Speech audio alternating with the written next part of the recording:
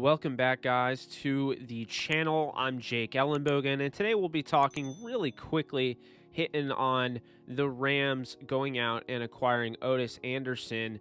They picked him up, undrafted rookie free agent out of UCF. I'm going to give you my thoughts on him. There are people that are already placing him on the 53-man roster. There are people already writing him off the 53-man roster. So I'm just going to guide you a little bit, what my thoughts are on him, what I saw on film when I went back and watched him. Is he better than the former UCF running back Adrian Killins? I don't think so. I think they're different players. But before we get into that, be sure to subscribe if you haven't already, like the video if you liked it, and drop a comment if you want to discuss Otis Anderson. Anyway, let's get into it. So, right off the cuff, Otis Anderson was really interesting to me. He's a little more explosive than I think I expected, because I had not seen him throughout the draft process. I went and watched his film in all 22 right after the Rams picked him up. He ran a 4.65 at the pro day. Here's the weird thing about Otis Anderson coming in at 5'8", 179. Look, this is a guy that has ability in space. He can make things happen. I think he has some potential in the passing game, but I think he is absolutely a running back, and he's absolutely a kick returner / punt returner. That is his thing. So the question is, what does he bring to the Rams? Can he make the roster? All of that. We'll start off. We'll break it down. We're going to go off. First off, more than anything, is this guy any good? And I think, to be honest with you, normally this isn't the case, but I actually think the speedy, undersized running back is better than what he tested. And I see 4.65 as his 40 time. I just don't think he tested that well. But it doesn't mean that he doesn't have that on the field. He's a good football player, and he's a guy that runs with confidence. I mean, when you look at his ability to change speeds and his acceleration through space and even his contact balance, which isn't the best because he's only 170-something pounds, but I am impressed with that. Now, he is somebody that is not going to break arm tackles consistently. Again, he's lower in stature. He's lower in weight. And I will say this, concentration drops can be an issue for him. But this is somebody that could have an opportunity in a Rams offense if the Rams felt like this guy was adding a piece that they don't have to the puzzle. Quite honestly, I think he's a little too similar for my liking to Raymond Calais, but I do like his overall game. And if they opt to go with him over Raymond Calais, then that's just, the coaching staff thinking that he's better option than Calais. Now, 11 reps on the bench, a guy that really, he's not going to offer anything in pass pro. I don't really care about that because a guy like this isn't coming in to ever be that type of guy. He's going to be a role player. He's going to be a gadget guy. But the question remains. So we talked about he's good, right? He's good enough. He's in the NFL. He's good enough.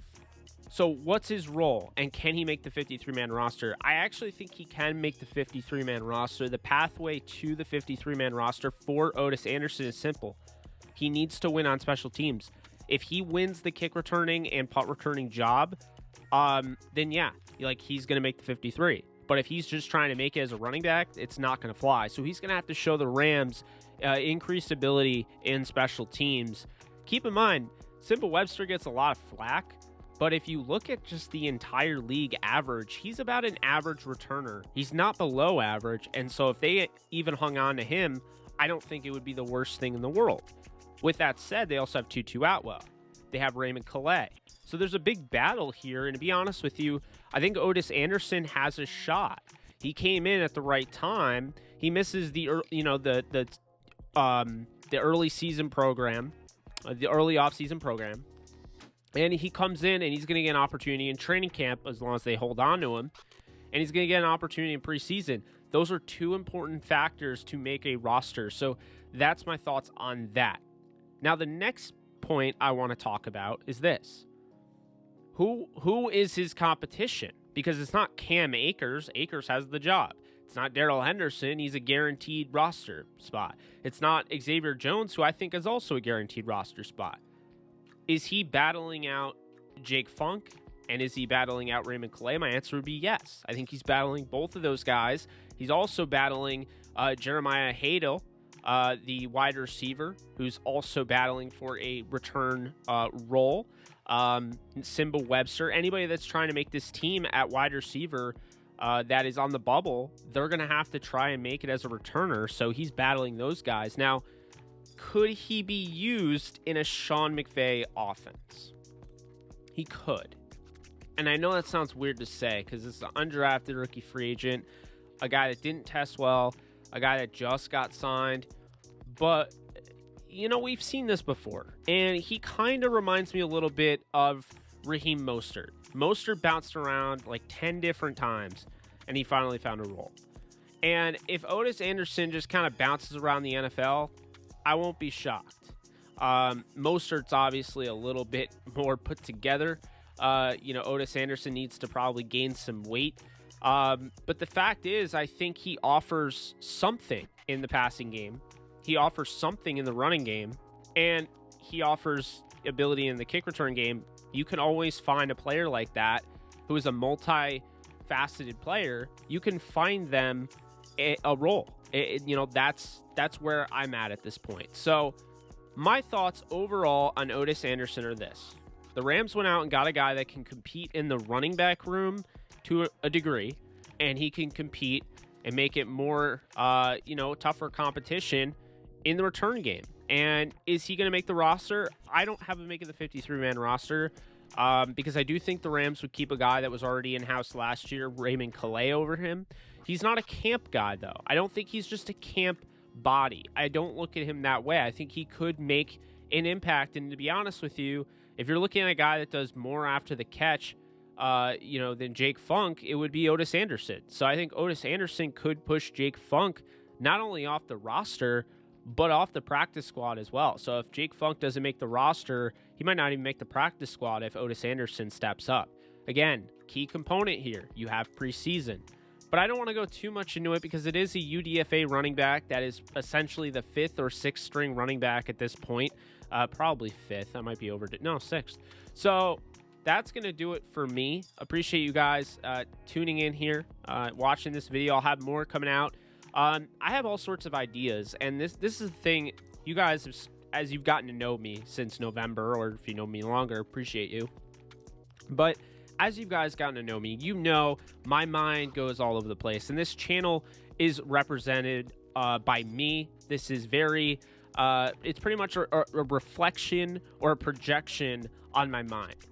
So I have a bunch of stuff on my mind as far as like the Hall of Fame. I've done Hall of Fame videos before because I did the MLB Hall of Fame, but I'm thinking about doing a Hall of Fame video where I take each position and talk about the biggest snub that's not in the Hall of Fame from each position. Let me know if you guys would like that or if you find that enjoyable. I'm still working on Skoronix, still working on Ernest Brown. Gonna get those videos out at some point. It's been pretty dry this week. I understand that, so I do apologize. Not much live streaming, literally none whatsoever, but we'll be back at it. I just, I go through things like where if I do a big video for Ernest Jones or what have you, and I put a lot of heart and soul into that, say 40 hours, that catches up with me. So for every one of those big videos, there's going to be somewhat of a pause. Not a huge pause, but there might be a pause for me to get my creative juices flowing again. I'm still working on it, but it's a matter of getting the content out. If you guys like this, be sure to subscribe, hit the comment, drop a comment, and leave a like. Also, if you guys like the MCU, be sure to check out my most recent Loki video. Would really appreciate that, guys. I need all the help I can get on the MCU stuff. It just doesn't do as well as football stuff. But I'm not going away. So I appreciate you guys. You guys take care. You guys have a great weekend, and I will talk to you guys soon. Later.